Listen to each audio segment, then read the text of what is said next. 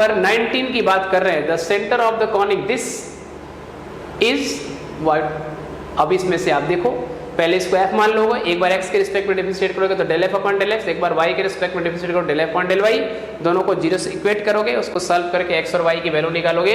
इसमें से कोई भी नहीं आ रही थी वैल्यू, इसलिए D option correct option, no center. In the conic, the focus lies in the directrix, the conic rectum form, pair of straight line।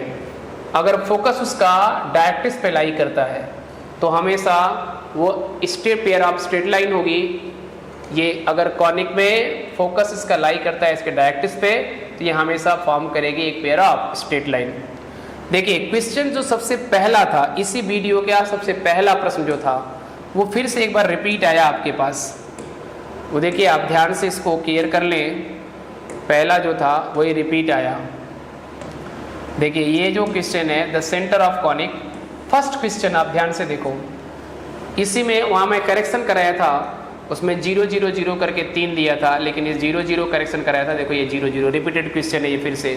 The center of conic x square plus 2hxy plus by square is equal to 1 is, तो ये 0 0। Next, the eccentricity of the conic x square minus 3x square plus y square minus 10x plus 10y plus 21 is equal to 0। आप इसको अगर solve करेंगे तो ये देखिए eccentricity निकालने जाएंगे तो इसकी वैल्यू आएगी √5/6, और ये जो वैल्यू है आपके पास ये 1 minus √b square minus 1 minus r2 square upon r1 square, यही वैल्यू होती है 1 minus b square upon a square, जो आप कह सकें उससे। अब इसमें आपके पास एक कंफ्यूजन हो रहा होगा कि सर r2 और r1 कैसे फाइंड आउट करेंगे, तो इसके लिए वही कहानी है फिर से, a माइनस 1/r स्क्वायर और in second bracket b minus 1/r square is equal to h square. इससे कैलकुलेट करेंगे, एक जो बड़ी वैल्यू आएगी वो r1 होगी और वो जो छोटी वैल्यू आएगी वो r2 का स्क्वायर होगी। छोटी और बड़ी वैल्यू मतलब a और b, उसको यहाँ पे सॉल्व कर लेंगे, वैल्यू पुट करेंगे तो आ जाएगा। शायद इसका आंसर √6/5 आ रहा है। नेक्स्ट क्वेश्चन नंबर 23 की बात कर लिया जाए। The minor axis of the ellipse, किसी इलिप्स का माइनर एक्सिस की बात हो रही है। ये कैसे कैलकुलेट करते हैं, क्या करते हैं, कैसे निकालते हैं, उसको समझा जाए थोड़ा। The minor axis of the ellipse x square plus xy plus y square plus x plus y minus 1 is equal to 0। देखिए यहाँ से आप इसको पहले इसके स्टैंडर्ड फॉर्म में कन्वर्ट करेंगे।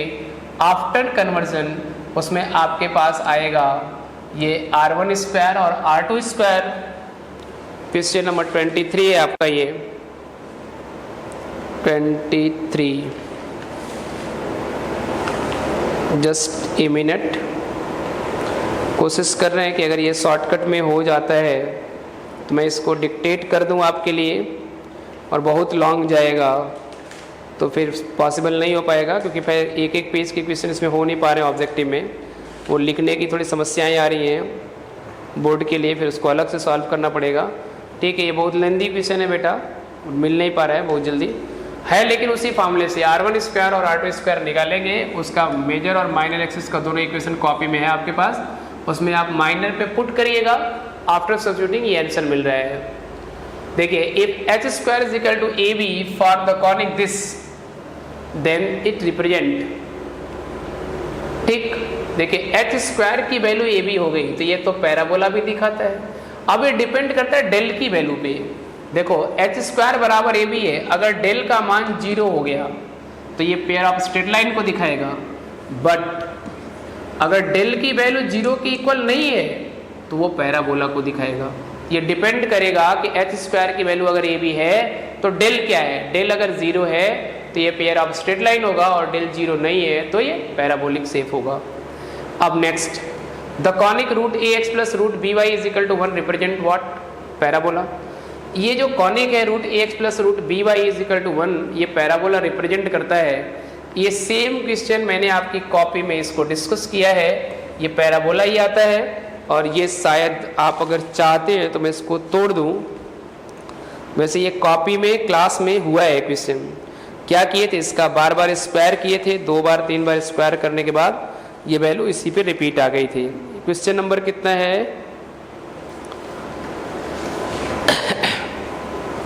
ये सेम क्वेश्चन आपकी कॉपी में ये सॉल्व है ऑलरेडी, आप इसको देख सकते हैं वहाँ से, क्योंकि अगर मैं सारे क्वेश्चन से रिपीटेड सॉल्व करूँगा तो ये लंबा चला जाएगा। क्वेश्चन नंबर है आपका 25। चलो देखो एक बार मैं कोशिश कर रहा हूँ कि इसको सॉल्व कर दूँ। देखिए ये वैल्यू है √ax plus √by is equal to 1। कह रहा है कि ये क्या रिप्रेजेंट करता है, इसको दिखाइए आप। आइए देखते हैं, इसके स्क्वायर कर दो दोनों तरफ, तो ये हो जाएगा ax plus by plus 2 √ax और √by is equal to 1। Squaring both side, square किया तो इसका स्क्वायर हो जाएगा, देखो होल स्क्वायर, इसका 1 का स्क्वायर, ये वैल्यू हो जाएगी, इसका स्क्वायर तो रूट हट जाएगा, इसका स्क्वायर तो रूट हट जाएगा, ये 2 टाइम्स समथिंग। अब आप एक काम करोगे, 2 टाइम्स √ax और √by is equal to 1 minus ax minus by।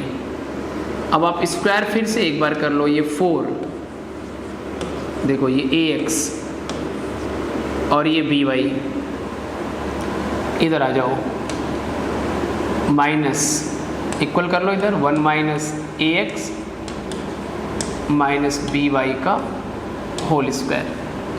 अब इसको अगेन ब्रेक करोगे, है बहुत अच्छा क्वेश्चन ये, 4abxy वैल्यू हो गई, इधर आओगे तो 1 का square plus a² x²,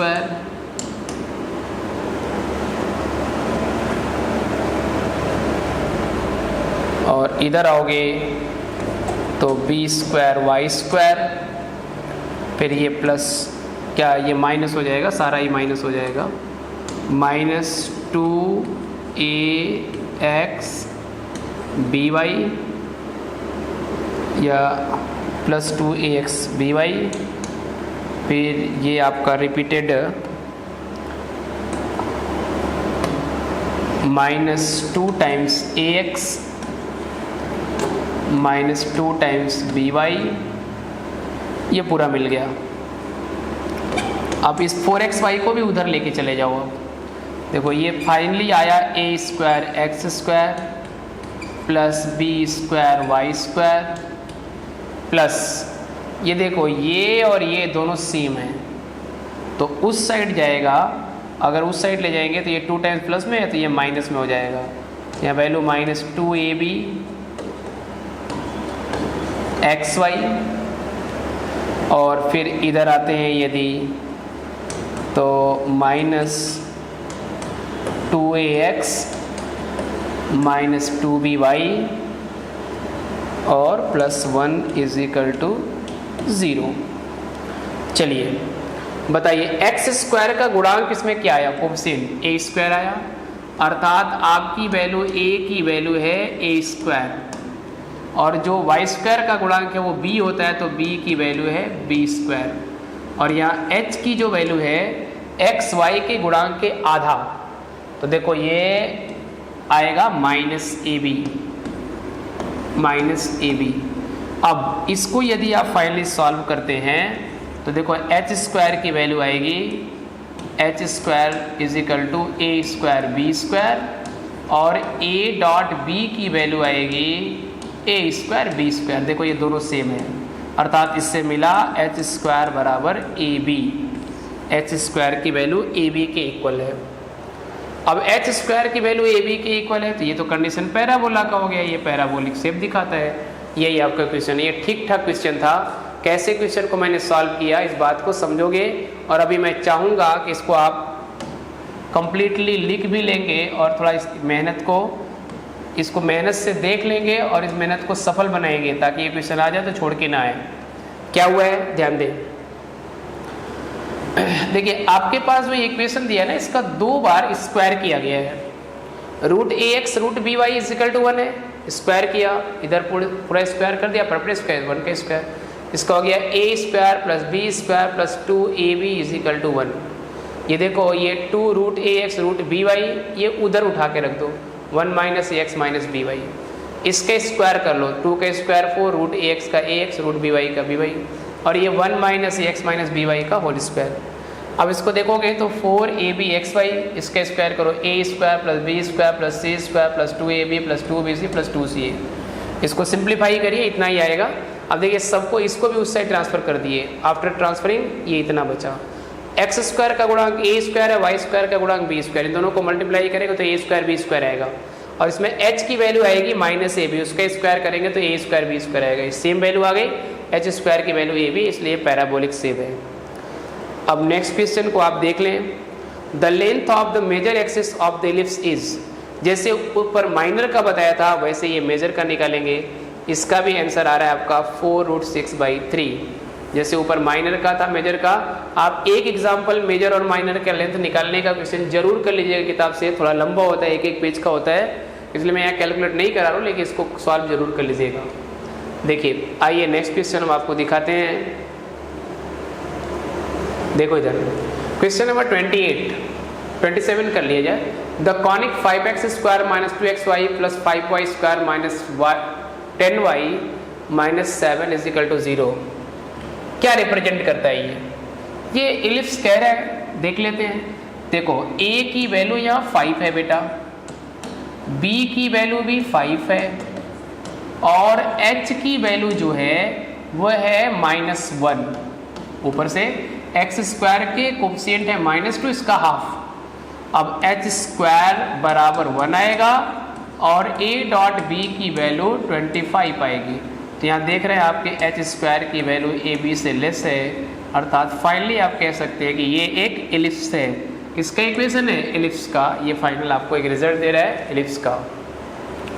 the equation of transverse axis of the hyperbola, इसके हाइपरबोला का जो ट्रांसवर्स एक्सिस का इक्वेशन होगा, स्मॉल r1 ले लीजिएगा, r1 और r2, उसमें r1 की वैल्यू लेकर के सॉल्व करेंगे तो x माइनस वाई, ये रिपीटेड क्वेश्चन है, ऊपर भी था ये question same. Next question number 28, if the r1 square r2 square of a quadratic and r square are the opposite sign, good. अब देखो मैं यही बताया था इसको, अगर अपोजिट साइन होगा तो इलिप्स में होता है x square by a square plus y square by b square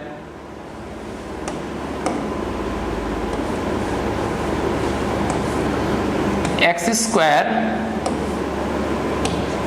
by a square, उसके जगह रख दिया r1 square y square by b square, उसके जगह रख दिया r2 square is equal to 1। इसमें r1 स्क्वायर और r2 स्क्वायर के साइन अपोजिट है, मतलब एक नेगेटिव एक पॉजिटिव है, तो ये पक्का हाइपरबोला दिखाएगा। तो C option is correct option, hyperbola. अगर r1 स्क्वायर और r2 स्क्वायर के साइन सेम होगी तो ये रिप्रेजेंट करेगा इलिप्स को। देखिए question number 30, the conic x square plus x y plus y square plus x plus y is equal to 4 is an ellipse. ठीक है, ऐसा दिख भी रहा है। अब ये तो कंडीशन समझ रहे हो ना, यहाँ से इसकी वैल्यू निकाल लोगे आप। देखो यहाँ से ये 2h इज इक्वल टू 1, तो h इज इक्वल टू 1/2, और एक्स स्क्वायर का कोफिशिएंट कुछ नहीं तो 1, और वाई स्क्वायर का कोफिशिएंट कुछ नहीं तो 1, तो ये a डॉट b की वैल्यू 1 इज इक्वल टू 1, अर्थात h स्क्वायर 1/4 और a b की value 1, a dot b is equal to 1। इसका होता है h स्क्वायर की वैल्यू लेस है a b से, तो एलिप्स हो गया ये।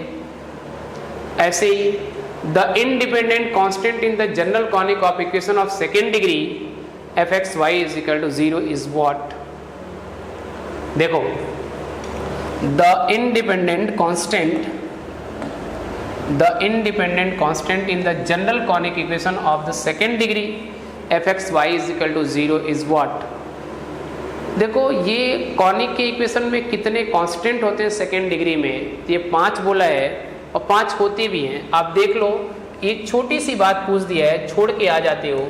आप देखो ax square plus 2hxy plus by square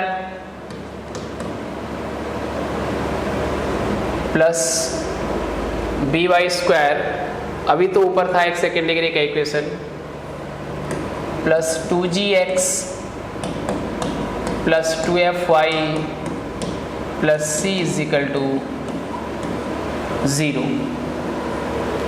देखो a h b G F हो गए ये इंडिपेंडेंट, 1 2 3 4 5, तो ये बोला है 5। इसमें एफ एक्स वाई बराबर 0 बोला है, तो ये एफ एक्स वाई बराबर 0 ये फंक्शन है। ये जो कांस्टेंट है इसको छोड़ करके काउंट करते हैं कितने गुणांक हैं इसमें जो कांस्टेंट है। ये किसी का गुणांक नहीं ना, ये कांस्टेंट टर्म इंडिविजुअल है, इसमें कोएफिशिएंट को काउंट कर लेते हैं। तो ए एच बी जी और एफ ये काउंट करेंगे, ये 5 होगा। यही वो जानना चाह रहा था आपसे। द इक्वेशन ऑफ टेंजेंट, देखिए ऐसे क्वेश्चन भी आपको एक आध मिलेंगे, जरूर मिलेंगे श्योरली। ठीक ठाक प्रश्न है, उसको आप देखें क्या कह रहा है ये। क्वेश्चन नंबर 31 की बात कर रहे हैं, 32 की sorry. The equation of tangent 10 of the conic is, इसका आंसर आया x प्लस वाई। देखो इसमें आपको मैं बता के आया हूँ टेंजेंट कैसे निकालते हैं। जैसे ये देखो, ये इतना पोर्शन आपके पास दिया हुआ है, इसको आप पहले ऐसे ब्रेक करोगे, एक्स स्क्वायर को लिखोगे x गुणे x, और एक्स वाई को लिखोगे x y plus y x. देखो ये भी एक्स वाई है, पहला वाला भी, दूसरा वाला भी एक्स वाई है, तो x y plus x y. Y square को लिखोगे वाई डॉट वाई, और ये -1 इज इक्वल टू 0। अब आपको करना क्या है, जो पॉइंट दिया है एट, कौन सी पॉइंट दिया है 1 0, तो देखो x, एक x को छोड़ देना है, एक x की जगह पे 1 रखना है। इसमें एक x को, इस x को छोड़ देना है, y की जगह 0 रखना है।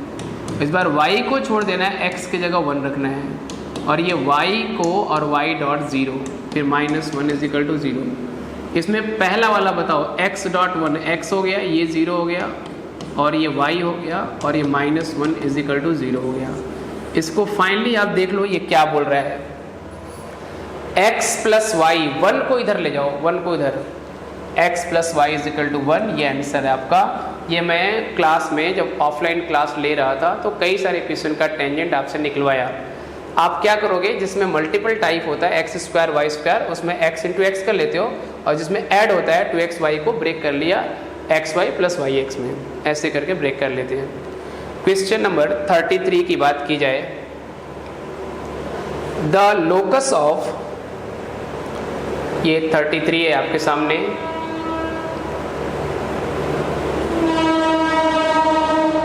चलिए। The locus of middle point of a system of parallel chord of conic is called diameter. ये तो बात बेटा एकदम करेक्ट है। देखिए मान लीजिए आपके पास एक कॉनिक सेक्शन है इस तरह का, और एक पैरेलल कॉर्ड्स लिए गए, ये पैरेलल कॉर्ड्स हैं, ढेर सारे पैरेलल कॉर्ड्स हैं। अब देखिए इसका मिडिल पॉइंट यहाँ होगा, इसका मिडिल पॉइंट यहाँ होगा, इसका मिडिल पॉइंट यहाँ होगा, इसका मिडिल पॉइंट यहाँ होगा, इसका मिडिल पॉइंट यहाँ होगा, इसका मिडिल पॉइंट यहाँ होगा, इसका मिडिल पॉइंट इधर होगा, इसका मिडिल पॉइंट होगा। इसको मिलाओगे तो एक सिरे से दूसरे सिरे को सेंटर से जाता हुआ, बीच वाला जब भी जाएगा तो सेंटर से जाएगा, सेंटर से जाते हुए जो लाइन होती है इसको डायमीटर कहते हैं। तो इसका नाम डायमीटर रख लिया आपने, ये डायमीटर है। देखिए ये सब एक दूसरे के पैरेलल है। इसके मिडिल पॉइंट को मिलाएंगे तो इस किनारे से उस किनारे तक बिंदु मिलेंगे, इसको डायमीटर बोलेंगे। तो ये होना चाहिए डायमीटर ऑप्शन, करेक्ट।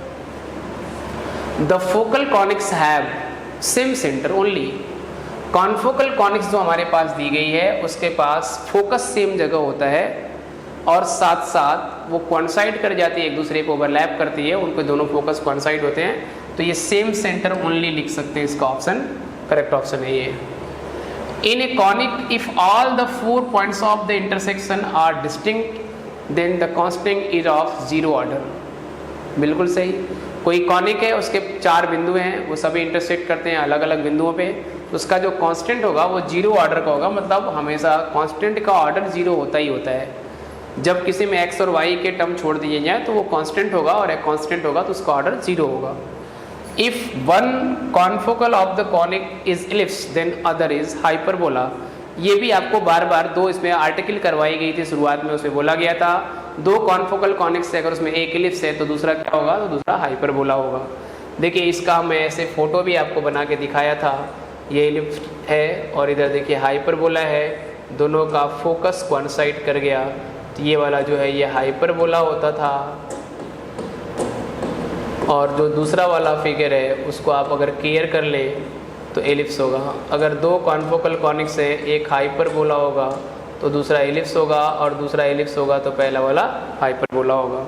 तो चूंकि एलिप्स दिया है तो ये इसके साथ हाइपरबोला होगा। देखिए the angle between two confocal conics, दो कॉन्फोकल कॉनिक्स एक दूसरे को राइट एंगल पे कट करते हैं। ये थ्योरम है, आपके कॉपी में नोट होगा, तो इसका आंसर होगा π/2। दो कॉन्फोकल कॉनिक्स एक दूसरे को ऑलवेज राइट एंगल पे कट करते हैं, इसलिए इसका आंसर हो गया π/2। If all the 4 points of two conics coincide at one point, then constant is said to be third order। क्या बोला है? If the 4 points of two conic, दो कॉनिक है उसके चार बिंदु एक दूसरे पे coincide हो गए at one point, किसी एक बिंदु पे, then contact is said to be third order। अगर ये चार, एक कम करके ऑर्डर बता देते हैं, 4 पॉइंट्स है तो वो थर्ड ऑर्डर का होगा, एक कम करके उसका ऑर्डर बता देते हैं। The equation of tangent at 1 1, देखिए ये मैं बता के आया हूँ, फिलहाल मैं चाह रहा हूँ कि इसको आप देख ही लें, 1 मिनट का काम है, क्योंकि हर क्वेश्चन को स्किप करना ठीक नहीं है। देखिए इसको जब आप ब्रेक करेंगे तो ये वैल्यू हो जाएगी 2x को लिख सकते हैं x प्लस एक्स, 2y को लिख सकते हैं y प्लस वाई, और ये y प्लस वाई, और ये प्लस 1 इज इक्वल टू 0। जो आपके पास बिंदु है ना वो 1 1 है, तो ये देखो एक x को छोड़ दिया, x की जगह 1, एक y को छोड़ दिया, एक की जगह 1, और ये प्लस 1 बराबर 0। इसको आप फाइनली